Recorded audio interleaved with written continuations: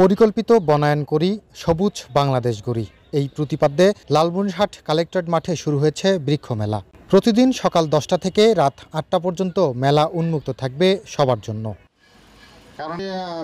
ফলজ, বনজ, ঔষধি ও শোভাবর্ধন গাছে ভরপুর মেলায় দর্শনার্থীদের ভিড় চোখে পড়ার মতো। কেউ গাছ কিনছেন, কেউ বা গাছের পরিচর্যা সম্পর্কে জানছেন। বিকালে ঘুরতে এসেছি, এত সুন্দর সুন্দর গাছ দেখে গাছগুলো পছন্দ করে ফেলেছি এবং দুই একটা গাছও কিনেছি। এই মেলাতে সব ধরনের গাছ আমরা পাই, সবুজ না থাকলে তো আসলে আমরাই থাকবো না। ঘুরে ঘুরে এত সুন্দর সুন্দর গাছ দেখার অভিজ্ঞতা, প্লাস হচ্ছে এটা হচ্ছে গাছের প্রতি একটা প্রেম জন্মায়। যারা প্রকৃতি প্রেমী তারাই বৃক্ষ মেলা পছন্দ করবে।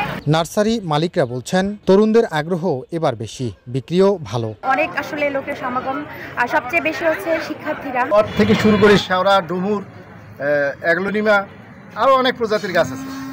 1 লক্ষ টাকা দামের গাছ থেকে 150 টাকা দামের পর্যন্ত গাছ আছে। বর্তমান মেলার যে বেচা বিক্রি সেটা দারুণ। আমরা হ্যাপি। বিগত কয়েকদিনের যে সেলসটা সেটা অত্যন্ত ভালো।